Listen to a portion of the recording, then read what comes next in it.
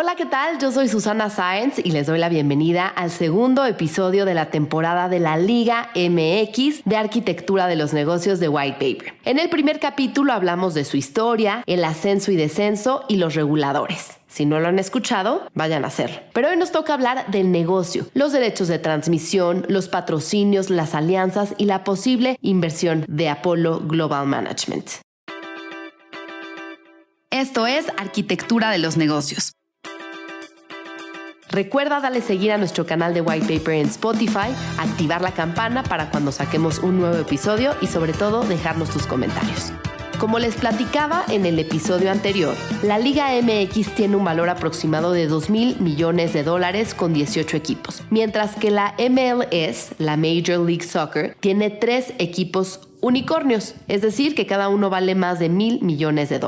Entonces, aunque la Liga MX es el torneo deportivo más importante de México, con alrededor de 150 millones de aficionados entre México y Estados Unidos, todavía tiene un gran potencial por desarrollar. Esa es una de las razones por las cuales Apollo Global Management, una de las firmas de inversión más grandes del mundo, mostró interés en invertir en la liga. Apollo es un fondo de inversión de Estados Unidos fundado en 1990 por Leon Black y en 2021 empezó conversaciones con Grupo Pachuca, propietario de equipos como el Club Pachuca y el Club León, para adquirir una participación significativa en la liga y en varios de los clubes de la misma, con el objetivo, como les decía, de hacerla crecer. De acuerdo con Iván Pérez, el Mister, fundador y autor del newsletter especializado en deportes, particularmente en fútbol, que fue entrevistado por mi colega Daniel Adib, Apollo ofreció alrededor de $1,250 millones por el 20% de los ingresos de los derechos de medios internacionales y otras propiedades comerciales durante 20 años de la liga. Y básicamente destaca 3 puntos. 1. Centralizar los derechos de transmisión y patrocinio para aumentar los ingresos de todos los clubes de la liga a la par, lo que además de la televisión también incluye boletaje, merchandising y publicidad en vallas. Por otro lado, mejorar la infraestructura deportiva y fomentar el desarrollo de las fuerzas básicas. Cerca del 80% estaría destinado a esto. Y la eliminación del ascenso y descenso, que como ya les había dicho en el episodio anterior, actualmente está suspendido.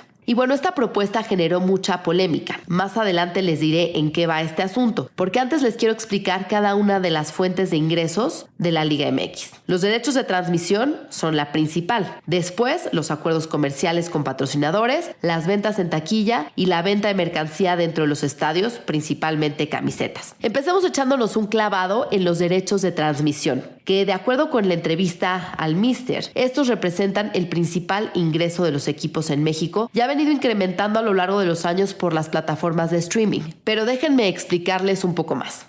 ¡Qué manera de cerrar el sábado futbolero! Ahí está. Los derechos de transmisión son los derechos comerciales que una empresa o un medio de comunicación paga para transmitir los partidos de fútbol de la Liga MX y otros eventos como partidos de selecciones nacionales. Estos pueden incluir transmisiones en televisión, radio o plataformas digitales y suelen ser negociados entre los organizadores de la competencia, como la Federación Mexicana de Fútbol o la Liga MX y las empresas interesadas en transmitir los partidos. Y aquí déjenme compartirles algunos datos que nos dio Iván Pérez, el Mister. Porque para entender todo esto tenemos que regresar a principios de los 2000, cuando Televisa decide terminar su contrato con los Rayados de Monterrey. Esto generó un gran vacío porque Televisa había sido la televisora dominante que manejaba estos derechos de muchos equipos por mucho tiempo. Al no renovar el contrato con Rayados, el club comenzó a buscar opciones para vender estos derechos y fue en ese momento cuando el fútbol mexicano empezó a abrirse a nuevas formas de transmisión. En ese entonces, recordarán a Medio Tiempo y a Terra, 2 plataformas emergentes se unen para transmitir por primera vez un partido de fútbol en vivo a través de streaming. Un concepto totalmente nuevo. Y aunque fue algo pequeño y experimental, por llamarle así, esto marcó el inicio de un cambio en la forma en la que el fútbol mexicano comenzaba a llegar a los aficionados. Y aquí déjenme decirles que lo que realmente cambió las reglas del juego fue lo que pasó en 2016. Cuando las Chivas, visionarios, decidieron tomar una decisión histórica. En mayo de ese año anunciaron que no renovarían su contrato de transmisión con Televisa. Estaban dispuestos a ir por su cuenta y sin ningún acuerdo con otra televisora. porque en julio lanzan oficialmente Chivas TV, su propia plataforma de transmisión. La idea de tener un servicio de streaming propio como un Netflix de fútbol parecía que revolucionaría la industria. Amaury Vergara, presidente del club, le presenta esta propuesta a su papá, a Jorge Vergara, y aunque fue muy popular, tenían muchos retos. No sabían cómo iban a implementar un servicio de transmisión de partidos en vivo. Y bueno, lo cierto es que en su primer semana Chivas TV alcanzó los 90,000 suscriptores. Sobre esto tuve la oportunidad de platicar con Amaury Vergara en el 2020 en el podcast Decisiones y les comparto un fragmento. Lo más importante del proyecto que mi padre y yo coincidimos es que sentíamos que había una lejanía con la afición, sentimos que a pesar de que, teníamos un contrato de televisión, que ya llevábamos 10 años en él, nos parecía que hacía falta innovar, hacía falta buscar más canales de comunicación con el aficionado. Y si algo caracterizaba a mi padre, era una persona incansable de estar buscando cómo innovar. Creo que era un verdadero apasionado de la innovación. Le gustaba cada vez que salía alguna plataforma nueva o algún gadget nuevo o algo, él inmediatamente estaba pensando cómo podemos hacer uso de esto. Era alguien que en ese sentido era todo lo contrario conservador. Le gustaba mucho estar pensando cómo podemos innovar nosotros, cómo podemos copiar, ¿no? También creo que hay un proceso muy interesante cuando dices, oye, esto está creciendo impresionante, ¿cómo podemos voltear a ver y crecer, ¿no? No se diga, por ejemplo, en Netflix, que fue una gran influencia en pensar, oye, ¿cómo podemos hacer esto, pero en el fútbol, ¿no? Chivas TV estaba inspirado en esa oleada de lo que estaba pasando y ni siquiera estamos inventando el hilo negro. En Estados Unidos están muy consolidadas las plataformas digitales para la transmisión de los partidos. Pero en México, pues prácticamente nadie se había atrevido porque fueron pioneros. Pues sí, me gustaría pensar que sí. Sobre todo creo que fuimos los primeros en romper el miedo a cambiar la forma de hacer las cosas. Los contratos de televisión en México eran con las televisoras eran por todo y todos los años, ¿no? O sea, dame todos los derechos mundiales y nosotros fuimos los primeros en decir, oye, ¿por qué te voy a dar mis derechos del resto del mundo cuando no los estás explotando? Déjame mis derechos digitales porque yo quiero crecer la marca, quiero llegar a mis aficionados, independientemente de una osadía de querer generar grandes ingresos. Creo que el principal objetivo fue cómo le hacemos llegar a más gente y de más formas la señal de su equipo favorito, ¿no? Y eso nos ha llevado a un crecimiento y un aprendizaje, sobre todo por una cosa muy importante, Susana, que la televisión es un medio de una sola vía. En el Internet podemos medir en dónde está el usuario, cuánto tiempo se conectó, cuántas personas estuvieron conectadas simultáneamente. Estamos nosotros recibiendo doble vía de información, no solamente lo que emitimos, sino también lo que estamos recibiendo.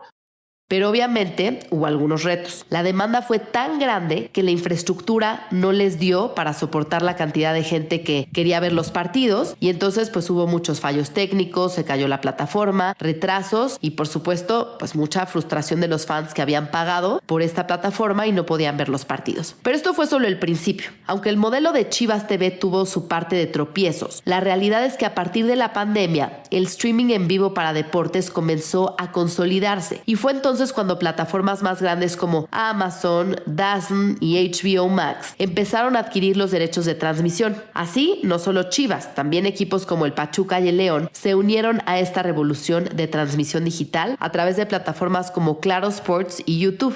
Pero bueno, hay que decir que hoy en día ver un partido de la Liga MX no es tan sencillo como antes. Ya no basta con tener una sola plataforma. Si eres fan de las Chivas, pues tal vez tengas ya Amazon Prime o Chivas TV. Pero si quieres ver un clásico contra el América, necesitarás ViX. Y si además te gustan los partidos internacionales de Chivas, puede que tengas que verlos en Tubi. Además, si vives en Estados Unidos, pues las cosas se complican un poquito más porque la MLS firmó un contrato exclusivo con Apple TV. De acuerdo con el Mister, en promedio a un aficionado que quiere ver todos los partidos del local de la Liga MX le cuesta $6,500 porque debe de tener suscripción a muchas plataformas como ViX, Disney Plus, Amazon, Caliente TV, Pluto TV, entre otras. Entonces, para muchos aficionados, ver los partidos de su equipo favorito requiere estar suscrito a múltiples plataformas. Y bueno, un tema para la liga ha sido la piratería, que se ha convertido en un gran problema. En 2024, Sky reportó que alrededor alrededor de 82,000 personas al día en México, Centroamérica y el Caribe veían transmisiones piratas. Así que ahí tenemos un mercado paralelo que representa un problema. Y a pesar de todo esto, los derechos de transmisión continúan siendo el pilar de los ingresos para los equipos en México. Algunos de los clubes más poderosos como Rayados o Tigres pueden ganar hasta $30 millones al año solo por estos derechos. Y es que esos ingresos les permiten mejorar sus estadios, contratar jugadores de calidad y seguir siendo competitivos. Sin embargo, el Mister dice que el incremento de los derechos de transmisión podría ser lo que en algún momento se conoció como la burbuja inmobiliaria.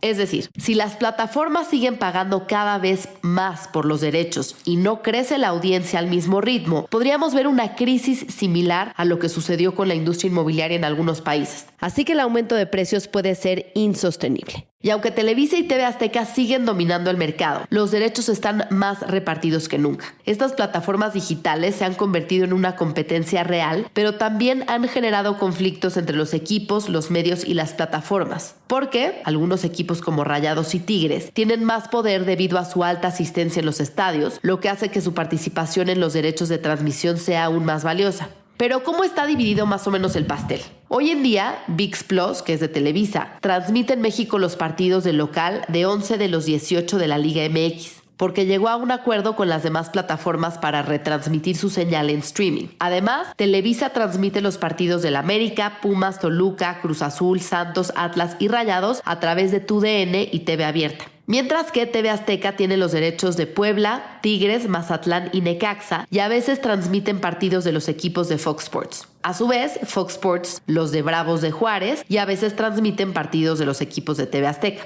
Por su parte, Amazon Prime, los de Chivas y también a través de Chivas TV. ESPN, que es de Disney Plus, tiene los del Atlético de San Luis, Caliente Sports de Xolos y Tubi, los de Pachuca y León. Y aquí algo importante es que la audiencia sigue creciendo. Este 2025, el rating de los partidos transmitidos por teleabierta casi se duplicó, de 5.6 millones a 9.4 millones de la primera a la segunda fecha. Sobre este tema tan importante para los ingresos de la liga, platiqué con Aldo Sales, CEO y founder de Playbook y experto en el fútbol. Hoy en día cada equipo negocia de manera independiente, con socios distintos cada uno y con valores distintos, obviamente, sus contratos de derechos. Eso que pasa que no se tenga la potencia de difusión multimedia o transmedia con un solo producto que siga una misma estrategia de difusión. No sé si me estoy dando a entender. Está muy súper pulverizado. Y por ejemplo, ¿no? Otra vez volviendo al MLS, el MLS ahorita tiene un programa con Apple, que es un nuevo socio de derechos, que está todo empaquetado y, a ver, tiene sus pros y sus contras, ¿no? Hoy en día no les está yendo tan bien porque pusieron el paywall y entonces tú no solo necesitas comprar tu suscripción de Apple TV, sino que ahora tienes que comprar el paquete específico, el MLS, y no les está yendo tan bien. Pero el argumento era muy lógico en el sentido que todo está en un mismo lugar, tienes acceso a contenido complementario, entonces vas logrando un mayor engagement con tus fanáticos, etcétera, etcétera. Otro dato interesante es que según Samsung México, actualmente hay más de 7.2 millones de Smart TVs Samsung activas y conectadas en el país. Esto representa una audiencia potencial de más de 29 millones de consumidores. Samsung lidera el mercado con una participación destacada, teniendo 8 de cada 10 televisores conectados a Internet en México. Entonces, en términos de contenido, el deporte es uno de los temas más consumidos, figurando entre las 3 categorías más populares. Además, se tiene información detallada sobre el comportamiento de los usuarios, como las horas de consumo y el tipo de deporte que prefieren. Entonces, ahí también hay un gran potencial. Y bueno, como ya les decía, centralizar los derechos de transmisión era una de las propuestas de Apolo, que fue tan polémica que incluso uno de los principales impulsores, que fue Juan Carlos La Bomba Rodríguez, renunció a la Federación Mexicana de Fútbol como comisionado presidente al no ponerse de acuerdo los equipos. Esto es lo que piensa Aldo Sales. Sí, a ver, este proceso empezó hace como año y medio, quizás ya 2 años, cuando entró Juan Carlos Rodríguez como alto comisionado de la Federación después del Mundial de Qatar, y su principal misión era esa, tal cual, ¿no? Cerrar la inversión con un fondo institucional de alto calado para profesionalizar el producto, lograr mejorar el gobierno corporativo y entonces llevar a la Liga MX o al fútbol mexicano en general al siguiente nivel.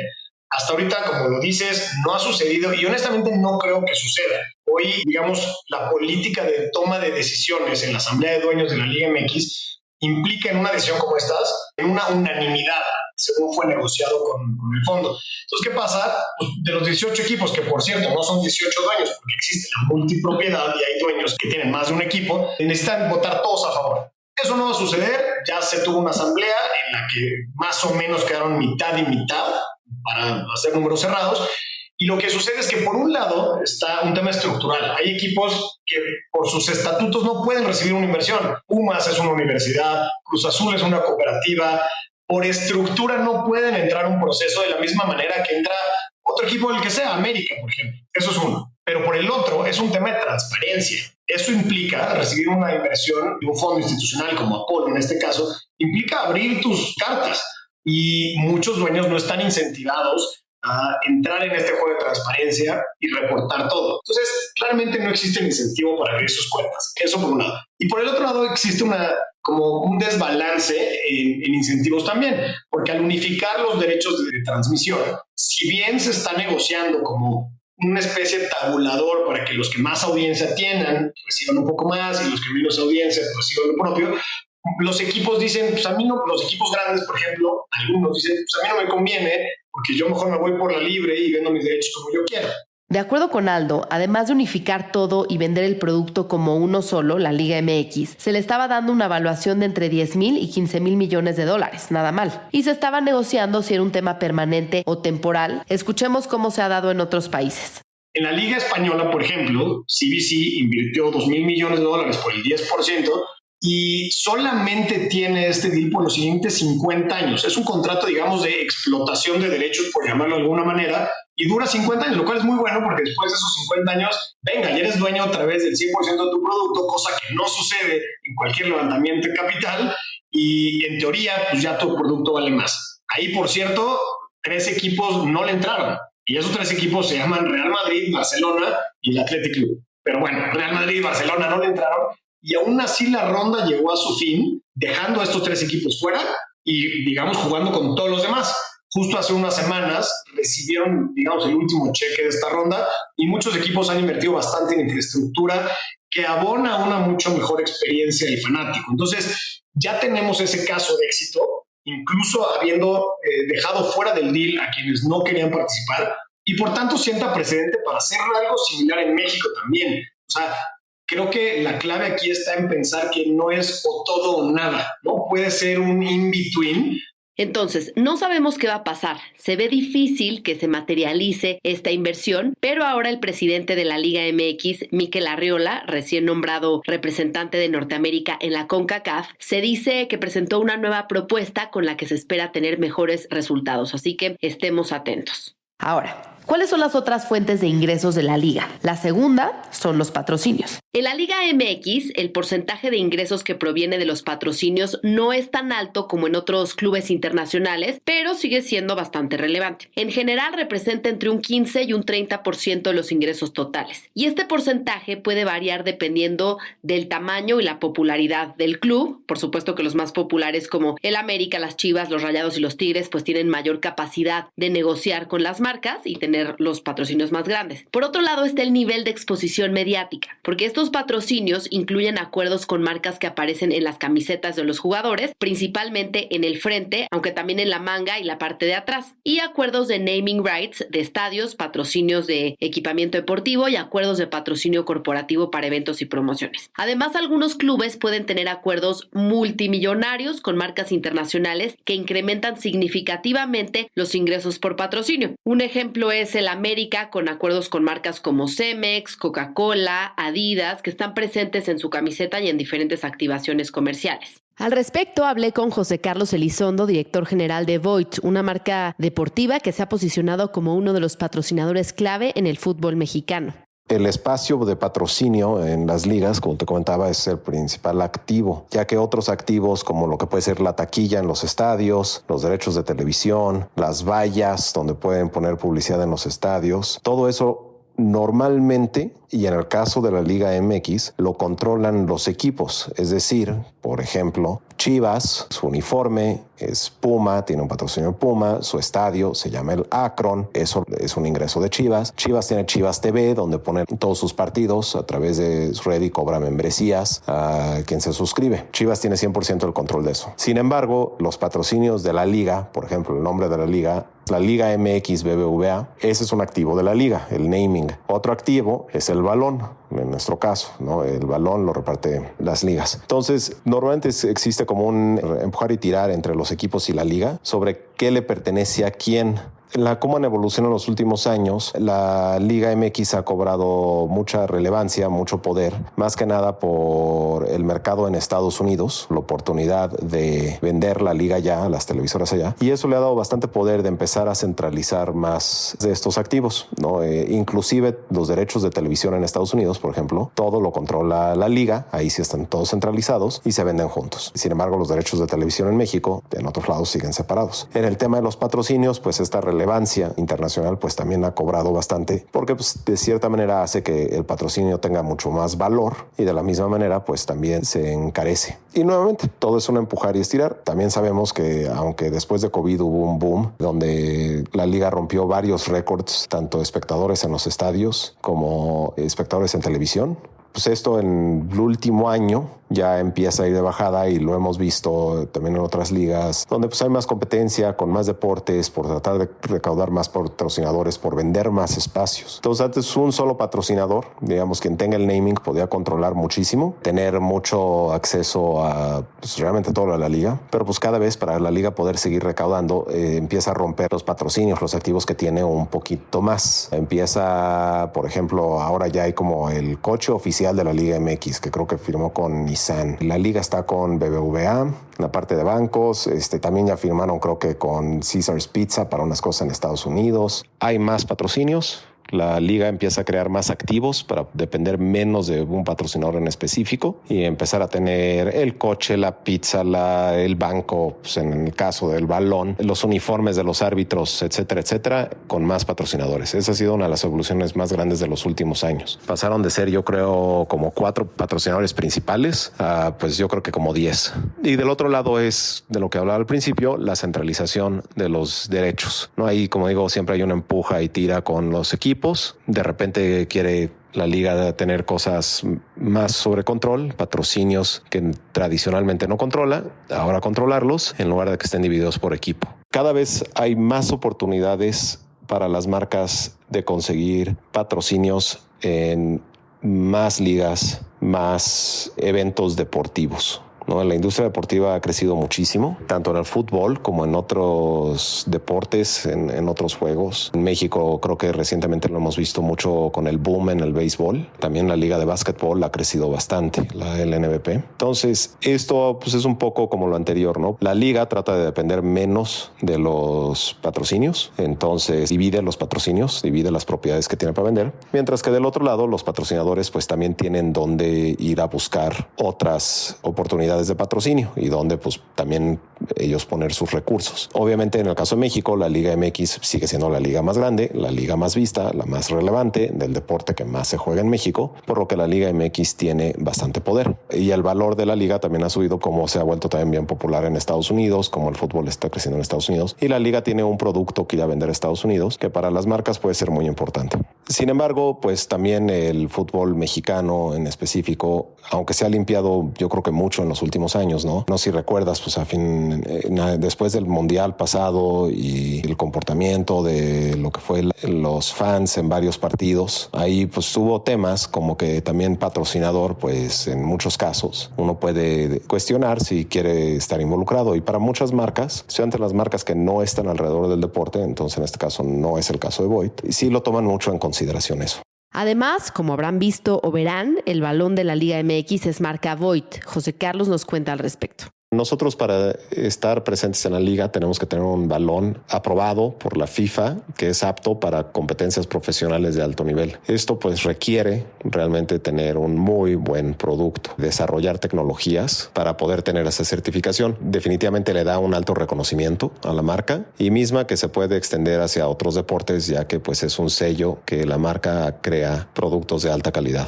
También le pregunté cómo escogen a los equipos con los que quieren establecer acuerdos de patrocinio. Tienes que asegurarte que sea al fin de cuentas rentable, que la imagen que te va a generar, las ventas que te van a poder generar, van a ser suficientes para poder llegar al patrocinio. Muchas veces uno creería que esto sería pues irte con el equipo más grande, pero a veces ahí el patrocinio es tan grande, tan caro que no es sencillo recaudar lo que uno puso adelante y que te puede dar la misma visibilidad tener un equipo de un rango medio o inclusive bajo que tiene la misma presencia que uno de los más altos y ahí puedes con una afición muy leal también llegar a recaudar lo que es un patrocinio en muchas veces 10 veces más barato que los más grandes. Entonces esto aplica con todo, no solo los equipos, pero pues la liga, si la Liga MX o la Liga Premier o la TDP o una liga fuera del fútbol. De acuerdo con el Mister, la Liga MX es la competencia en la que más se ocupan los espacios en sus uniformes para hacer publicidad. Estamos hablando de más de 240 anuncios entre todos los equipos y de acuerdo con su base de datos, en promedio un equipo recibe $7.4 millones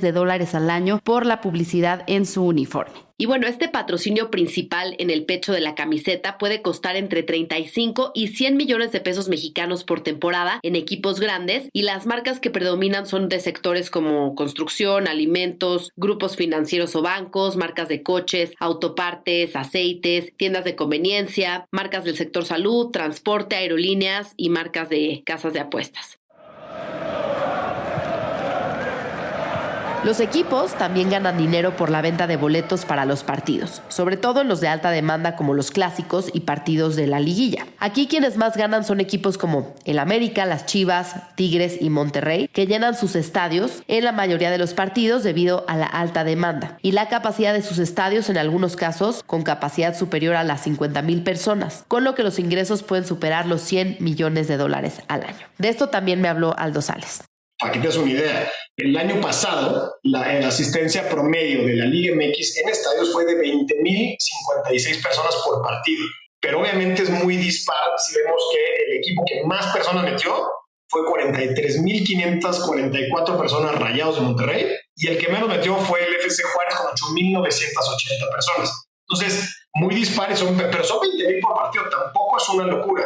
Y es que algunos estadios son propiedad directa de los clubes, como es el caso del Estadio BBVA del Club Monterrey, o el Estadio Akron de las Chivas, o el Estadio Hidalgo del Pachuca, y en el caso del Estadio Azteca, que es de Oyamani, el spin-off de Televisa, que es dueño del América, que de hecho, no lo van a creer, pero ya no se va a llamar Estadio Azteca por lo menos los próximos 12 años, porque recientemente anunciaron que se acaba de llevar a cabo la transacción, pues yo diría, una de las más relevantes del deporte en México en cuanto a derechos de nombre, ya que Grupo Financiero Banorte y Grupo Oyamani llegaron a un acuerdo por 2,100 millones de pesos para que el Grupo Financiero sea el patrocinador principal del estadio de fútbol y ahora se llama Estadio Banorte. Recordemos que es donde se llevará a cabo el partido inaugural de la Copa del Mundo en el 2026 y, pues bueno, continuará con este proceso de remodelación para tener uno de los recintos deportivos más modernos del mundo. Y es que si nos vamos para atrás, el Estadio Azteca fue diseñado por los arquitectos Pedro Ramírez Vázquez y Rafael Mijares y fue bautizado con este nombre e inaugurado en 1966. Entonces, después de muchos años, vamos a ver el cambio de nombre. Entonces, en este negocio de los estadios, los ingresos generados principalmente van para el club, que puede vender derechos de naming rights, como se los acabo de explicar ahorita, boletos, concesiones de comida y bebida, por eventos no deportivos como conciertos y otros servicios. Hay casos en donde los estadios son propiedad de la ciudad o del municipio, como es el Estadio Corregidora Querétaro, que utiliza el Club Querétaro, por lo que tiene que pagar una renta o darle parte de los ingresos al gobierno. Otra línea del negocio es el merchandising en la Liga MX. Es una fuente clave de ingresos para los clubes y la liga, principalmente a través de la venta de productos oficiales, como las camisetas, gorras, bufandas y balones. Los equipos cuentan con tiendas físicas en sus estadios y plataformas en línea que les permiten llegar tanto al público local como internacional. Además, los clubes establecen acuerdos de licencias con diversos proveedores como Adidas y Nike, quienes producen y distribuyen productos generando ingresos significativos por su venta.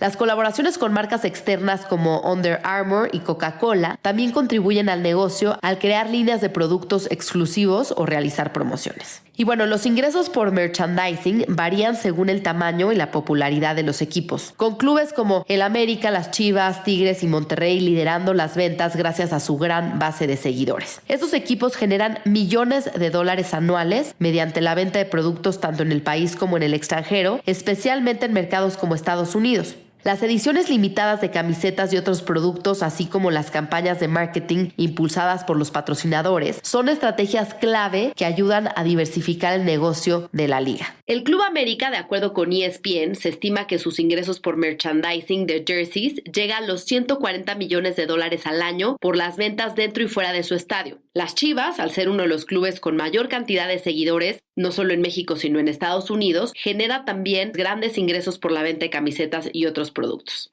Entonces, sumando los derechos de transmisión, patrocinadores, boletaje, merchandising y otros rubros, en los ejercicios fiscales 2021-2022 y 2022-2023, la Liga MX aumentó sus ingresos 213%, con lo que de manera inédita se repartieron de manera equitativa los 18 clubes 83 millones de pesos de forma equitativa de 2023 a 2024. Esto con el objetivo de hacer cada quien mejoras en sus infraestructuras. Con esto llegamos al final de este capítulo, pero síganme acompañando a lo largo de esta temporada donde continuaremos hablando de si la Liga MX es negocio y en el próximo episodio hablaremos de la estructura empresarial y el valor de los clubes, de los jugadores y de la Liga Femenil.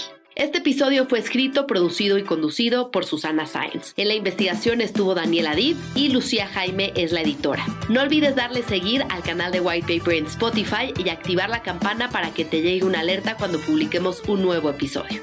Esta es una producción de White Paper Media, la fuente de información de negocios en la que confían los principales empresarios y empresarias de nuestro país. Yo soy Susana Sáenz y si tienes curiosidad de cómo opera alguna industria o sector o alguna empresa, mándame tus sugerencias a susana@whitepaper.mx. Suscríbete en whitepaper.mx.